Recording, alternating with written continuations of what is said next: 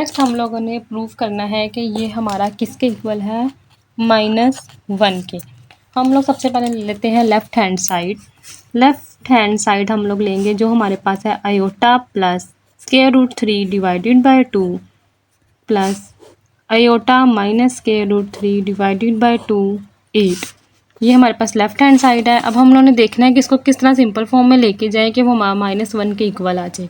सबसे पहले हम लोग देख लेते हैं कि हमारे पास 1 प्लस ओमेगा स्क्वायर किसके इक्वल है, 0 के। इसी तरह हमारे पास जो ओमेगा क्यूब है वो इक्वल है 1 के, और ओमेगा की वैल्यू हमारे पास है -1 प्लस माइनस √3 डिवाइडेड बाय 2, और ओमेगा स्क्वायर की वैल्यू हमारे पास है -1 माइनस 3 डिवाइडेड बाय 2। ये आप लोगों ने हर पेपर के हर क्वेश्चन के साइड पे लिखना है ताकि हमें इजी पता चल जाए कि अब कौन सी वैल्यू कहाँ पुट होनी है। अब आयोटा आ गया हमारे पास, हम लोग आयोटा से मल्टीप्लाई और आयोटा से ही डिवाइड करेंगे। यहाँ पे हम लोगों ने आयोटा से मल्टीप्लाई किया है +3 2 आयोटा से मल्टीप्लाई किया और आयोटा से डिवाइड किया है आयोटा को ख़त्म करने के लिए। Multiply by -3 divided by 2 iota से मल्टीप्लाई और आयोटा से ही डिवाइड किया। अब आयोटा से मल्टीप्लाई करेंगे, ये बन जाएगा iota square plus 3 iota divided by 2 iota की पावर क्या है, 8 है। इधर करेंगे तो iota square minus iota 3 √3 iota divided by 2 iota की पावर क्या है, 8 है। अब यहाँ से हम लोग आयोटा की पावर 8 को क्या करेंगे, कॉमन ले लेंगे। इधर से भी ले लिया और इधर से भी ले लिया। जब इसको कॉमन ले लेंगे ये एक ही ब्रैकेट में आ जाएगा, तो ये हमारे पास बन रहा है iota square plus √3 divided by 2। हम लोगों ने आयोटा को क्या किया, कॉमन ले लिया है, और यहाँ से भी आयोटा कॉमन है तो एक ही दफ़ा लिखा जाता है 3 आयोटा। ये सब बच्चों को इस स्टेप की समझ आ गई होगी कि हम लोगों ने आयोटा की पावर 8 को क्या किया है, कॉमन ले लिया है। डिवाइड में था तो डिवाइड में ही कॉमन ले लिया है। आयोटा 8 है। अब यहाँ पे आयोटा की वैल्यू पुट करेंगे तो आ जाएगा -1 प्लस 3 आयोटा डिवाइडेड बाय 2 की पावर क्या बनी, 8। अब इधर -1 माइनस 3 आयोटा डिवाइडेड बाय 2 की पावर क्या है, 8 है। आयोटा की पावर 8। अब देखें, अब हमारे पास ओमेगा और ओमेगा की वैल्यू में क्या है, आयोटा नहीं है तो -3 है। अब सबको पता है कि जो आयोटा हमारे पास है, आयोटा इक्वल होता है √-1 के, तो हम लोग यहाँ पे √-1 ऐड पुट कर देंगे आयोटा की जगह।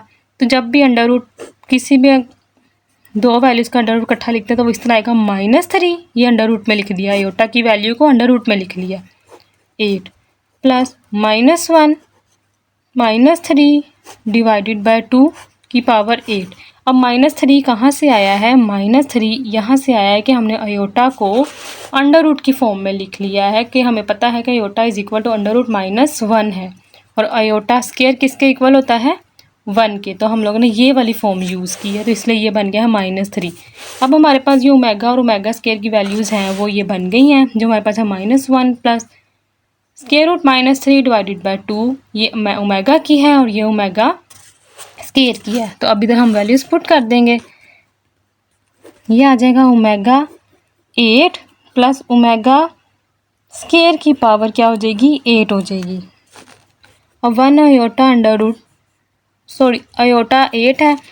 ये हम लोग जब 3 में ब्रेक करेंगे तो ये हमारे पास आ रहा है 3 2 6, 7 आ जाएगा square plus.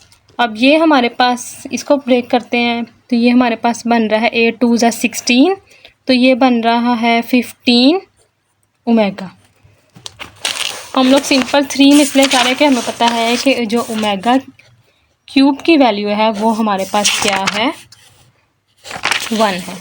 Omega cube square omega plus square है, ये आ जाएगा 3 की पावर 5 ओमेगा।